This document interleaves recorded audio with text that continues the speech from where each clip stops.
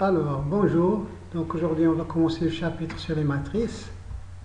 Dans tout ce chapitre, donc la lettre K, ça va désigner soit l'ensemble R menu de l'addition et de la multiplication usuelle, soit l'ensemble C des nombres complexes menu de l'addition et de la multiplication qui sont connus. Donc on peut définir une matrice, la notion de matrice avec des coefficients dans d'autres corps, mais pour ce cours-là, on va restreindre les choses avec K, c'est soit l'ensemble R, soit l'ensemble C. Donc définition d'une matrice de type NP, donc on prend deux entiers naturels non nuls, et on va définir ce qu'on appelle une matrice de type NP à coefficient dans K. C'est tout simplement toute application qui va de cet ensemble-là, l'ensemble des entiers qui varie entre 1 et n, croît l'ensemble des entiers qui varie entre 1 et p. Donc, c'est-à-dire qu'à chaque couple qui appartient à ce produit, donc ce produit-là, ça va nous donner l'ensemble des couples tels que I est entre 1 et n, et J est entre 1 et p.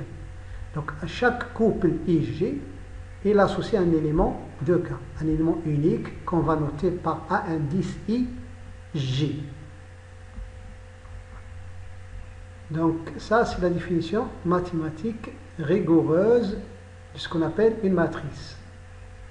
Donc c'est une application et on la note de cette façon-là, c'est-à-dire en décrivant les valeurs prises par cette application-là. Donc, chaque AIJ, c'est l'image du couple IJ. Donc, lorsqu'on écrit les AIJ entre parenthèses avec les indices qui varient ici, donc ça, c'est l'application M. Donc, si vous voulez, c'est l'ensemble des valeurs prises par l'application M.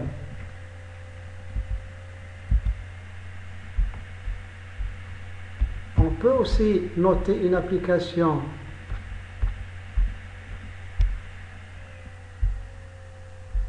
de cette façon-là, sous forme d'un tableau qui a n lignes et p colonnes.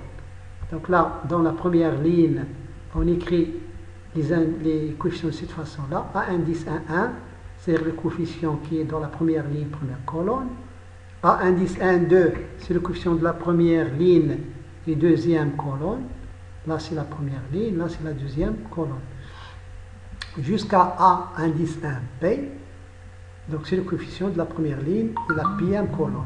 Et on continue, donc là c'est la deuxième ligne, donc le premier indice ça indique la ligne, et le deuxième ça indique la colonne, là on va de la colonne 1, la colonne 2 jusqu'à la colonne P. La dernière ligne, c'est la ligne d'indice N, et les coefficients sont AN1, AN2 jusqu'à ANP. Donc l'ensemble de toutes les matrices de type NP, on va le noter par un grand M, indice NP de K. Donc ça, dans la littérature et dans les livres de mathématiques, ça, c'est l'ensemble de toutes les matrices de type NP, c'est-à-dire l'ensemble de tous les tableaux qui ont N lignes et P colonnes et qui contiennent des coefficients qui appartiennent à K.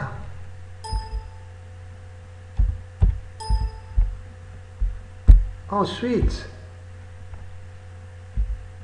dans cet ensemble-là, c'est-à-dire entre les matrices de type NP, on va définir un certain nombre de choses qu'on va utiliser dans la suite.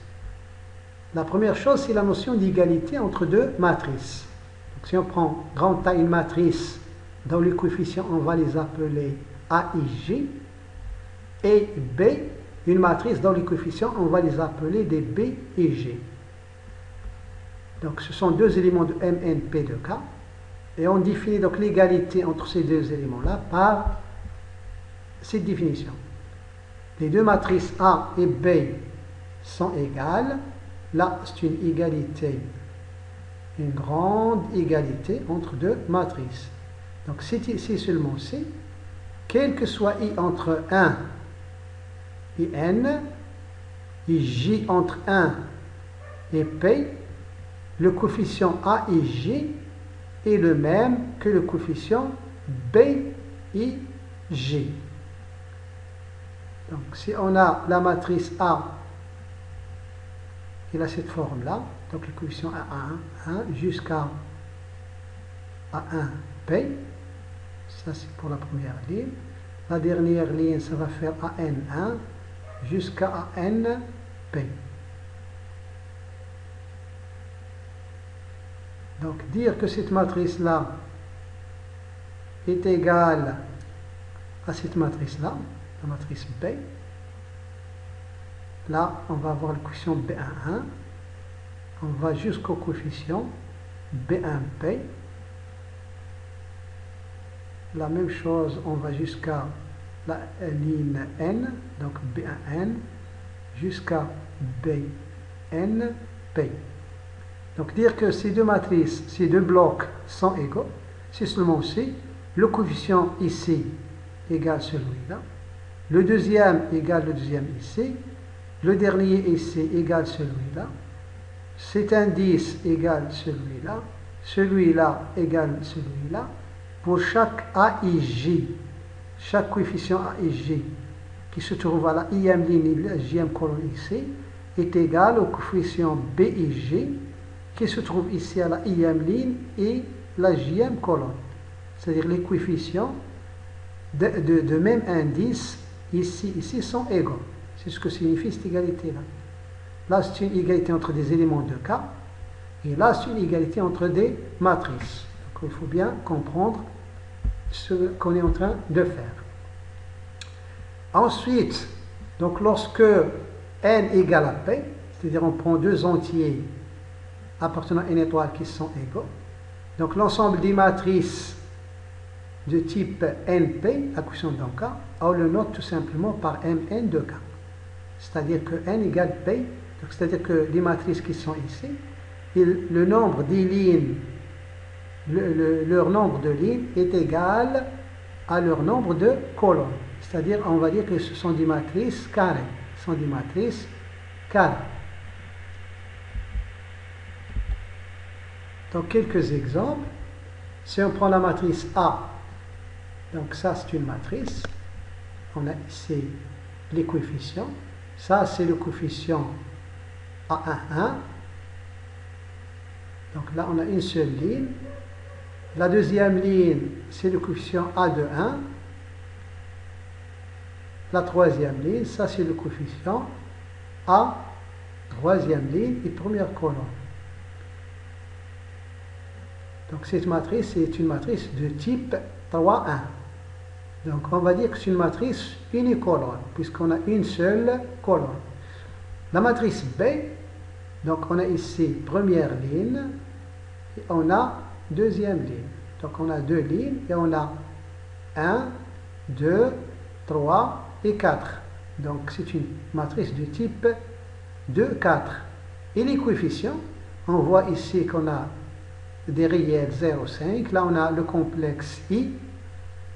On a ici 1 moins I, donc le complexe 1 moins I. Donc, c'est une matrice à coefficient dans C. Donc, c'est une matrice qui appartient à M, indice 2, 4 de C. Si on prend la matrice C qui est là, donc là, on a une seule ligne. Là, c'est A11, A12, A13, A14, A15. Donc, c'est une matrice de type 1, 5, à coefficient dans R et aussi à coefficient dans C, puisque les éléments qui sont ici, moins 1, racine de 2, 2,5, ln de 3, 7 sont des éléments de C et sont des éléments de K, de R. Donc on peut écrire qu'il appartient à Mn 1,5 de C et aussi il appartient à M indice 1,5 de R. Donc c'est une matrice, on dit uniligne, puisqu'on a une seule ligne. Si on prend la matrice D, là on a deux lignes et on a deux colonnes. Donc c'est une matrice de type 2, 2 à coefficient dans R. Donc on dit que c'est une matrice carrée. Ayant défini donc l'ensemble des matrices de type NP, pour N et P des entiers supérieurs ou égal à 1, donc soit A et B deux matrices de cet ensemble-là, et soit alpha un élément de K, on commence par définir les opérations suivantes. On va définir l'addition entre deux matrices. Donc A plus B, ça c'est une grande addition, c'est une grosse addition. Donc A plus B, à partir de la matrice A et la matrice B, on va définir la matrice grand A plus B. Donc si la matrice dont les coefficients sont, chaque coefficient c'est la somme d'un coefficient de A plus le coefficient de B, qui ont le même indice. Et alpha point la matrice A, c'est une matrice dont les coefficients sont les coefficients de A multipliés par alpha, tous les coefficients de A.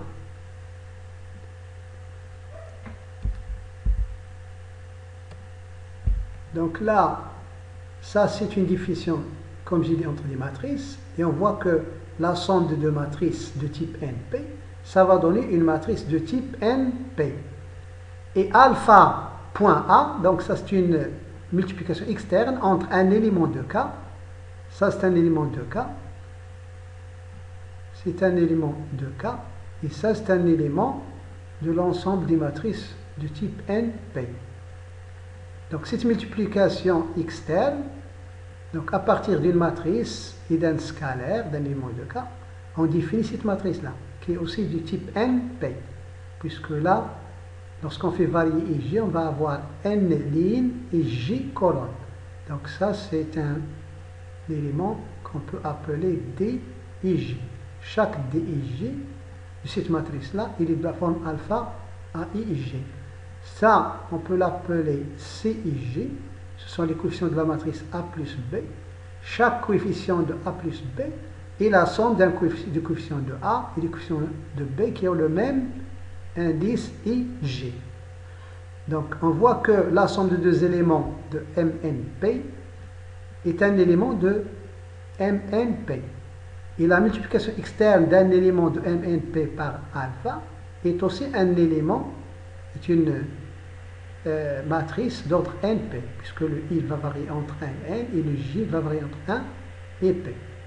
Donc, ainsi, on a une loi de composition interne dans MNP de K, et on a une multiplication externe dans MNP de K.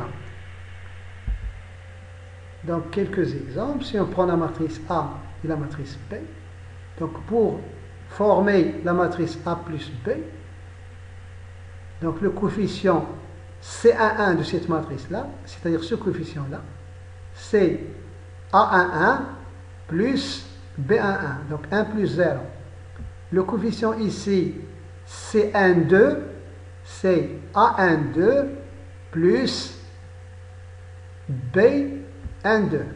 Donc, le coefficient, par exemple, C13, c'est le coefficient A1, 3, plus B1, 3.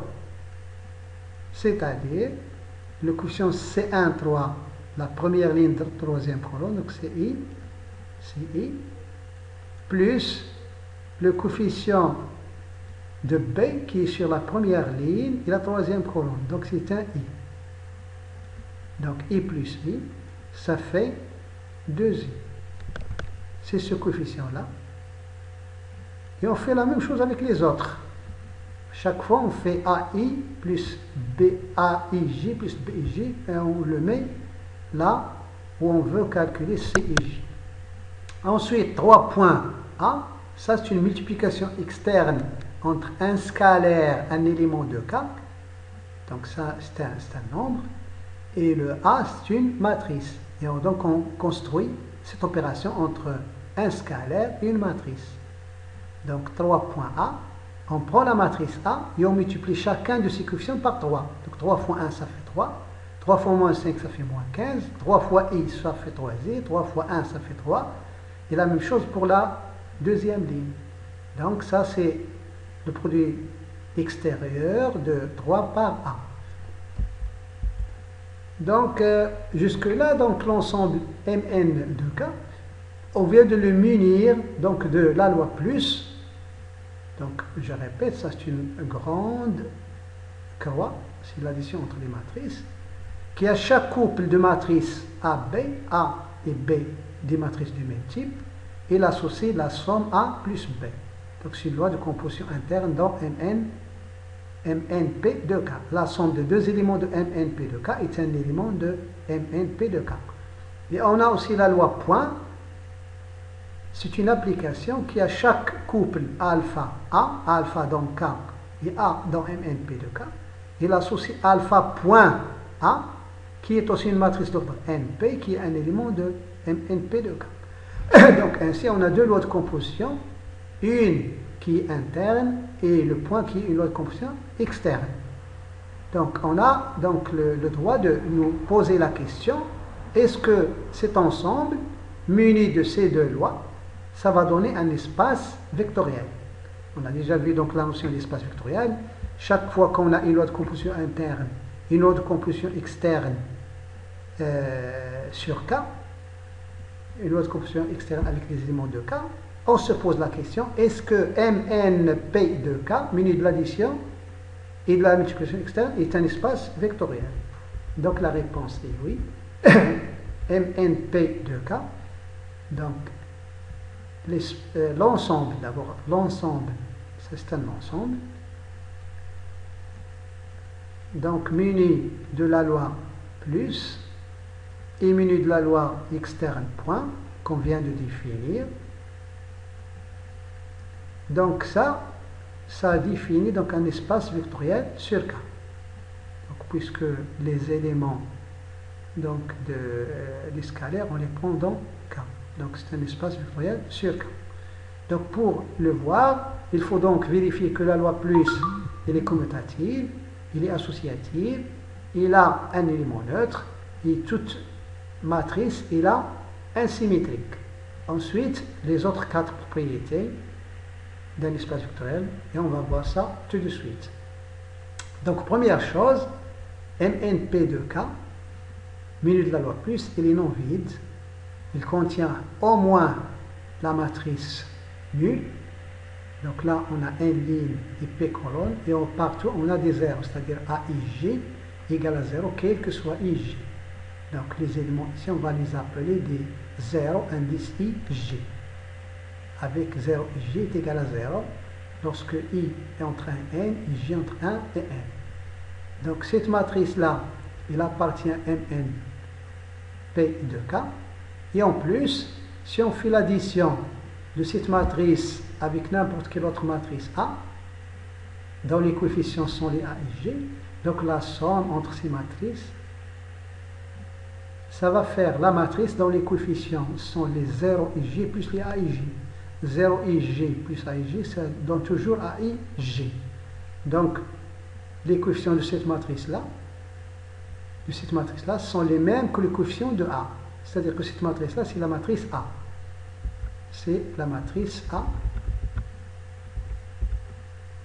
Donc on trouve ici, tous les coefficients ici sont égaux à A et J. Donc tout ça, donc ça c'est la matrice, ce n'est autre que la matrice A. Donc c'est vrai lorsqu'on fait la somme à gauche, c'est vrai aussi lorsqu'on fait la somme à droite, avec 0 et MNP de K. Donc on obtient toujours la matrice A. Ce qui veut dire que cette matrice-là est un élément neutre, et l'élément neutre de l'addition entre les matrices d'ordre NP. En plus, si on fait A plus B, on calcule A plus B, donc par définition, les coefficients de cette matrice-là sont de la forme AIJ plus BIJ. Et là, entre parenthèses, on fait varier l'IJ, donc c'est la matrice A plus B. À l'intérieur ici, AI plus B, AIJ plus BIJ, ce sont des éléments de K. L'addition qui est là, c'est l'addition dans K. On sait que l'addition dans K, il est commutatif, donc ça c'est la même chose que BIJ plus AIJ. Donc là, ici à l'extérieur, c'est l'addition entre les matrices. Je l'écris donc en rouge. Là aussi, j'écris cette addition donc en rouge. Donc c'est la même addition entre les matrices. Et là, si vous voulez, à l'intérieur, on peut utiliser une autre couleur. Par exemple, ici, c'est l'addition. Donc en vert, c'est une addition entre des éléments de K. C'est une addition entre des éléments de K. Donc par définition, c'est A plus B, donc ces coefficients sont de cette forme-là, donc c'est cette matrice-là. À l'intérieur, AIJ plus BIJ, c'est la même chose que BIJ plus AIJ, puisqu'on est dans A. Et donc, lorsqu'on fait varier IJ, donc ça va donner, tout ça, ça va donner la matrice, qui n'est autre que la matrice de B plus A. Donc finalement, on a A plus B égale à B plus A. Donc l'addition, elle est commutative entre les matrices. Ensuite, de la même façon, on a, si on prend maintenant trois matrices, A plus B plus C, donc B plus C, donc c'est une matrice d'ordre NP. Donc on peut la rajouter à A. Donc tout ça, ça va donner une matrice d'ordre NP. Donc pour calculer cette matrice-là, donc on utilise la définition. Donc là, c'est la matrice A, et là, plus, ça c'est la matrice B plus C. On utilise la définition de l'addition, et l'addition qui est là à l'intérieur, donc si vous voulez, c'est l'addition entre des éléments de K. Donc là, on fait l'addition entre des éléments de K à l'intérieur. Ensuite, cette matrice plus cette matrice-là, donc il faut prendre les coefficients de celle-là plus les coefficients de celle-là, avec les indices correspondants. Donc ça va faire AI plus AIJ plus ce coefficient-là. Et tout ça en faisant varier I et J, donc ça va donner une matrice. Ici à l'intérieur, les coefficients qui sont ici sont des éléments de K. On a donc l'associativité de l'addition dans K. K c'est R ou C, donc ça c'est la même chose que A. Ce coefficient, c'est la même chose que le coefficient A et J plus B et J, entre parenthèses. Ensuite, plus C et J. Et cette écriture-là, cette matrice, tout ça c'est une matrice. Là, on reconnaît les coefficients de la matrice C, et là, on reconnaît les coefficients de la matrice A plus B. Donc ça, c'est en fait la matrice dont les coefficients sont AIJ plus BJ, c'est-à-dire A plus B, entre parenthèses, ensuite plus la matrice C. Et donc là, on revient à l'addition entre les matrices. Donc ça, c'est l'addition entre les matrice. Donc on n'utilise rien que la définition de façon exacte et correcte. Donc on obtient A plus, entre parenthèses, B plus C. C'est la même chose que de faire A plus B et ensuite C. Ce qui veut dire que la loi plus, elle est associative. L'addition entre les matrices, elle est associative. Ensuite, donc il faut montrer que chaque matrice A, il a un symétrique, c'est-à-dire qu'on peut trouver une autre matrice telle que l'addition avec A, ça donne l'élément neutre, 0. Donc si on prend la matrice A dont les coefficients sont les A et J, on va noter par un moins A, ce symbole-là, moins A, ça va être la matrice, donc le moins, ça c'est un signe tout simplement, ce moins A, on va dire moins A, ou bien tiré A, c'est la matrice dont les coefficients sont les moins A et J. Donc, les moins A et J qui sont ici à l'intérieur, ça c'est l'opposé de A et J dans K. Par exemple, si A et J c'est 5, là c'est moins 5. A et J est un élément de K, moins A et J aussi est un élément de K. Si A et J est un réel, moins A et J est un réel. Et la famille de tous ces éléments-là, tout ça on peut l'appeler B et J. En faisant varier I et J, ça va donner, tout ça, ça va donner une matrice. Cette matrice-là, on va la noter par -A. Maintenant, si on fait A plus cette matrice-là, qui est évidemment aussi une matrice d'ordre NP, il a N ligne et P colonne, donc cette matrice moins A, -A, est aussi un élément de MNP de K. Maintenant, si on fait ici la somme entre les matrices, ça, plus cette matrice-là, moins A, bien -A, ça va donner la même chose que moins A plus A, puisque l'addition est commutative entre les matrices. Et à l'intérieur, si on fait cette matrice plus celle-là, on prend chaque coefficient ici A et J, plus chaque coefficient ici moins A et J, ça va donner toujours des zéros, ce qui donne la matrice nulle. Puisqu'on a un ligne P colonne, ça donne cette matrice-là qui est l'élément neutre de l'addition. Donc en fin de compte, l'addition entre les matrices, il a un élément neutre, il est commutatif, il est associatif, et toute matrice, il a une matrice symétrique. Ensuite, qu'est-ce qu'on peut dire en plus? Donc maintenant, on passe aux autres propriétés d'espace vectoriel. Donc si on fait alpha point bêta point A, donc CA est une matrice d'ordre NP, bêta point A, c'est aussi une matrice d'ordre NP. Donc on peut faire ensuite alpha point cette matrice-là. Qu'est-ce que ça donne? Ensuite les définitions, donc ça fait alpha point. Point. Cette matrice-là, c'est la matrice dont les coefficients à l'intérieur sont de la forme bêta fois A et G. Chaque coefficient est de la forme bêta fois A et G. Normalement, ici c'est une multiplication entre des éléments de K. Entre des éléments de K. Puisque le bêta et le A et G sont des éléments de K. Donc en faisant varier I et J, on obtient donc ça, tout ça c'est une matrice.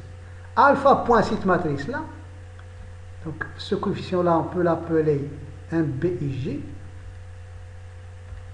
Donc le produit externe par alpha, on fait entrer le alpha à l'intérieur, ça va faire alpha fois B et J, c'est-à-dire fois cette quantité-là. Et là, entre ces coefficients-là, c'est la multiplication dans K. La multiplication dans K, elle est associative. Donc ça, on peut l'écrire sur la forme alpha fois bêta fois A et J à l'intérieur. Et après, on fait varier I et J.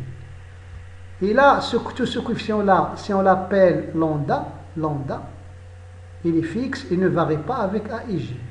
Donc les coefficients qui sont à l'intérieur ici sont de la forme lambda A et J. Ça, d'après la définition de la multiplication externe, c'est la même chose que lambda. C'est lambda, point, cette matrice, la matrice dont les coefficients sont les A et J. C'est-à-dire, on trouve le coefficient lambda, point, cette matrice-là. Ça, c'est une matrice. Lorsque J varie, ça donne une matrice. À chaque fois, il faut faire la différence entre coefficient de matrice qui est A et G. Et tout ça, lorsqu'on fait varier J, c'est la matrice A. Donc, en fin de compte, donc, on a cette propriété-là. Qu'à faire alpha point bêta point A, c'est la même chose que de faire alpha fois bêta, entre parenthèses, le tout point A. Donc, c'est la cinquième propriété d'espace vectoriel. Ensuite, si on fait alpha point une matrice, alpha plus bêta point une matrice A, avec alpha et bêta des éléments de K. Là, ici, l'addition qui est là, c'est une addition entre des éléments de K. Donc, c'est une addition entre des éléments de K. Alpha plus bêta point A. Par définition de la multiplication externe, c'est le coefficient alpha plus bêta, on le fait entrer à l'intérieur, fois chacun des A et J. Donc, toujours, ça, c'est un plus entre des éléments de K. Et là, c'est une multiplication entre cet élément de K et cet élément de K. Ensuite, la multiplication est distributive par rapport à l'addition dans K. Ça va faire alpha fois A et J, plus le coefficient bêta fois A et J. On utilise la distributivité de la multiplication par rapport à l'addition dans K. Ensuite, là, on voit des coefficients. Ce coefficient, on peut l'appeler B et J. Ce coefficient, on peut l'appeler C et J. Chacun de ces coefficients-là. Donc, cette somme-là, ça nous rappelle la somme de deux matrices. Donc, la matrice dont les coefficients sont les B et J, plus la matrice dont les coefficients sont les C et J. Et l'addition qui est là, donc l'addition qui va sortir ici, c'est l'addition entre deux matrices. Donc, ça, c'est une addition entre deux matrices. Écrit en rouge. Ensuite, dans cette écriture-là, ça, c'est une matrice dont les coefficients sont de la forme alpha fois A et J. Donc les A et J ici vont varier, mais alpha il ne va pas varier. Donc cette matrice-là, ça nous rappelle la définition de la multiplication externe. Donc c'est alpha, point, la matrice dont les coefficients sont les A et J. Là, plus, c'est une somme entre des matrices. La matrice dont les coefficients sont les bêta points A et J. Et donc ça, tout ça, c'est alpha point A plus bêta point A. Donc on arrive à ce résultat-là. Donc alpha point A plus la matrice bêta point A. Donc ça, c'est l'une des propriétés du dispositif factoriel, c'est la 6e propriété. Il nous reste à vérifier les deux qui restent. Là, si on fait maintenant alpha point A plus B, l'addition entre les matrices, la multiplication externe, par définition, A plus B, c'est la matrice dont les coefficients sont de la forme A et J plus B et J. Donc les coefficients ici sont de la forme A et J plus B et J. Point, alpha point cette matrice-là. Donc par définition, on fait entrer le alpha à l'intérieur, donc alpha fois que multiplier chacun des coefficients A et J plus B et J. La multiplication est distributive par rapport à l'addition donc A. Donc ça fait alpha fois A et J plus le coefficient bêta fois B et J. Et là, c'est la somme, on fait varier entre I et J. Donc, ces coefficients-là, ça nous rappelle la somme de deux matrices. La matrice dont les coefficients sont les coefficients qui sont ici, on peut les appeler du C et J, plus la matrice dont les coefficients sont les D et J. Et donc, ça nous rappelle l'addition de deux matrices. Donc, ça va nous donner donc ici, ça va donner donc la matrice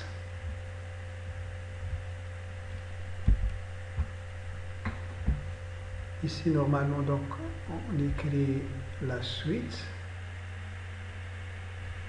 ça va donner la matrice dont les coefficients sont les IJ plus la matrice dont les coefficients sont les DIJ. Là, IJ vont varier. IJ vont varier. Mais cette matrice-là, c'est une autre que la matrice alpha point les AIJ, puisque les coefficients sont de cette forme-là. Donc, ça, c'est A, c'est alpha point cette matrice-là. Plus, donc, là, ici, la somme, c'est entre des matrices. La somme qui est là, c'est entre des matrices. Puisque là, on reconnaît la matrice, les coefficients de la matrice alpha point A. Et là, on reconnaît les coefficients de la matrice alpha point PJ. Donc là, c'est une somme entre des matrices. Donc finalement, donc on arrive au résultat que alpha point A plus B, alpha point A plus B entre parenthèses, c'est la même chose que de faire alpha point A plus alpha point B. On a une sorte de distributivité. Donc, on a déjà donc cette propriété, il reste la dernière. Si on prend le 1 de K, c'est-à-dire l'élément de la multiplication de K, point, une matrice donnée. Donc, par définition, donc d'abord c'est 1 point la matrice, et par définition c'est égal à la matrice dont les coefficients sont les A et J fois 1. Fois 1. Donc là c'est une multiplication, donc c'est une multiplication donc donc normalement on l'écrit en vert, c'est une multiplication donc 1 fois A et J, donc ça donne tout simplement le coefficient, ça donne le coefficient donc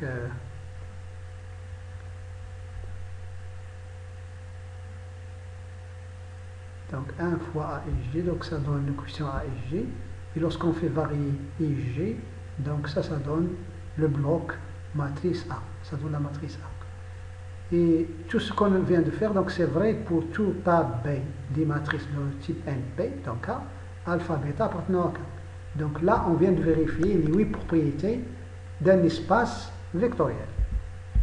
Et donc finalement, MNP de K, menu de l'addition et de la multiplication externe, est un espace vectoriel. Et donc on peut faire tout ce qu'on veut dans cet espace vectoriel, tout ce qu'on a vu sur les familles génératrices, les familles libres, les combinaisons linéaires, les bases, les dimensions, les sous-espaces vectoriels. Donc on va avoir un nouveau espace vectoriel qui va être un espace vectoriel riche en propriétés et dans lequel on vérifie plein de choses. Donc c'est tout pour aujourd'hui. Merci donc de votre attention.